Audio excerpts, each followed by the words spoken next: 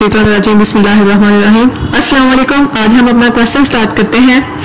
Oedipus as a tragic hero.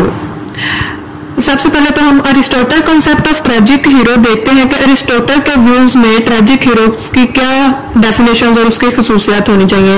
As he said, tragic hero is a distinguished person occupying a high position और having a high status in life. One very prosperous circumstances falling into misfortune and account at a hamartia or some defect of a character. According to Aristotle, that a tragic hero is neither thoroughly good nor thoroughly bad, but a mixture of both. Tragic hero is neither a moral person nor a scoundrel. Aristotle also demands that tragic hero is a true king of person. अब हम देखते हैं कि Oedipus को Aristotle ने कैसे, Aristotle के opinions Oedipus के बारे में क्या है कि the main characteristics of Aristotle in regard of tragic hero are के tragic hero must be intermediate kind person, he must have high और noble birth, moral excellence or goodness. Tragic hero have passion, pride or hubris. And the fifth one is the flaw of tragic hero comes from his miscalculation, not for his fault or some error committed by the hero in ignorance of circumstances. अब हम देखते हैं कि Oedipus excellent qualities as a king and as a man.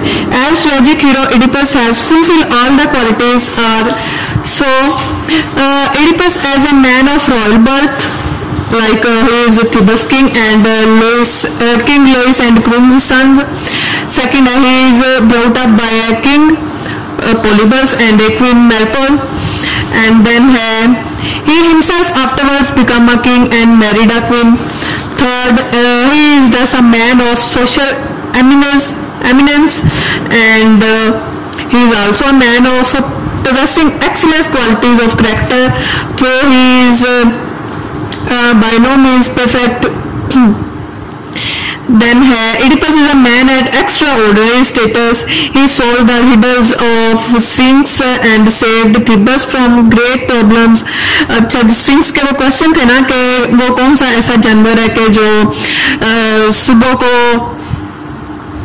चार टांगों पे चलता है, दोपहर को वो चलता है दो टांगों पे और शाम को वो चलता है तीन टांगों पे. तो इसका इडिपस क्योंकि इंटेलिजेंट पर्सन है तो इसने उसके क्वेश्चन सॉल्व कर दिए थे. कि इसका क्वेश्चन है ह्यूमन, कि जब वो बचपन में है तो वो चार टांगों पे चलता है, मतलब वो हाथों और पाँव पे दोनों पे. फिर वो बड़ा हो जाता है अपनी जवानी में तो तब वो दो टांगों पे चलता है. फिर वो बूढ़ा हो जाता है तो उसको एक स्टिक का सहारा चाहिए होता है चलने के लिए.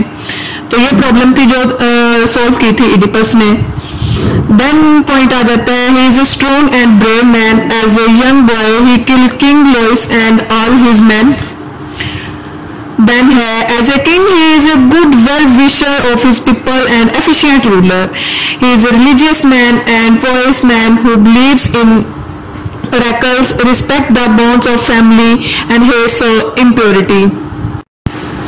Both as a man and as a king, Oedipus is worthy of high respect. Then हम देख लेते हैं कि इडिपस के फॉल्स क्या थे. Oedipus has his flaws. He is hot tempered, ill tempered, hasty and in his judgement, very proud of his power and intellect and arbitrary in his decision. He quickly lost his conclusion that Typhoeus has been bribed by Creon and that two of them have hatched a conspiracy against him. All these faults are showing to his feeling of pride or hubris, and it acknowledged through centuries that pride must have fall. He might have avoided a quarrel on the road if he had not been so proud or hot-tempered, and he might have refused to marry a woman old enough to be his mother if he had not been blind by his pride of his intelligence in solving in riddles of the Sphinx. ये कि वो चाहता तो वो अपने इस गुस्से पे कंट्रोल कर सकता था इडिपस और रोड पे किंग लोइस का कत्ल ना करता, और वो चाहता तो वो उस बुरी औरत से शादी ना करता, जो कि रियल में इसकी मदर भी थी, लेकिन उसका प्राइड उसके आगे आड़े आ रहा था। वो चाहता तो सब कुछ नहीं था ये कर सकता, लेकिन फिर भी उसने किया सिर्फ अपने प्राइड की वजह से। Pride therefore has little to do with Oedipus killing his father and marrying his mother and fulfillment at all the prophecies of the Delphic oracle. Then according to Aristotle, next point tragic hero का ये है कि indomitable spirit of tragic hero। इसमें हम देख लेते हैं कि in the last scenes Oedipus blind himself realizing his guilt and he punished himself। मतलब उसको अपनी गलती का एहसास हो गया था कि उसने जो किया है वो गलत है, तो वो उस सजा का मुस्तहिक है जो उसे मिलनी चाहिए। सो उसने खुद को अंधा कर लिया। It is introduced to us as a man of heroic person in the prologue and at the close at the play as a man of heroic stature. That is essential fact of a tragic hero. So हम कह सकते हैं कि Oedipus की ये सारी qualities, उसके faults और उसका प्राइड हमें शो करता है कि अरिस्टोटल एक tragic hero, Oedipus tragic hero है। जैसा कि अरिस्टोटल ने ट्रेजिक हीरोज की क्वालिटीज कहा था कि उसमें ये सब होनी चाहिए खुसूसियात, तो वो उसमें है। अरिस्टोटल ने इडिपस को जज किया कि उसमें इंटरमीडिएट काइंड, वो काइंड पर्सन भी है इडिपस, उसकी नोबल बर्थ भी है, वो मॉरल एक्सीलेंसेस भी है, उसमें कुछ गुड क्वालिटीज भी है, और फिर उसके फॉल्ट्स हैं कि वो ज्यादा हॉट टेम्पर्ड है, इल टेम्पर्ड है और हैस्टी इन हिज जजमेंट है। तो इसीलिए गुस्से की वजह से उसने अपने फादर का कत्ल कर दिया था और अपने प्राइड की वजह से उसने मलका से शादी की, जोकास्टा से, जो कि उसकी मदर भी थी। फिर उसकी जो ये एंड पे हम देख लेते हैं कि indomitable spirit of tragic hero according to Aristotle, तो ये थी इडिपस में। उसने खुद को ब्लाइंड कर लिया था after realising his guilt and punished himself.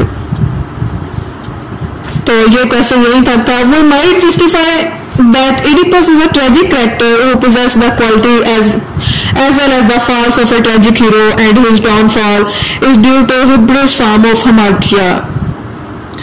ये था question Oedipus as a tragic hero। Next हम प्ले करेंगे इंशाल्लाह कल। तब तक के इजाजत दें, अल्लाह हाफिज, बाय बाय। और ये मैं क्वेश्चन इसमें ऐड कर दूंगी, आप लोग देख लीजिएगा, लेकिन फिर भी अगर कुछ आपको समझ ना आए तो कमेंट सेक्शन में मुझसे पूछ लीजिएगा। अब इजाजत दें, अल्लाह हाफिज, बाय बाय, टाटा, ख्याल रखिएगा अपना।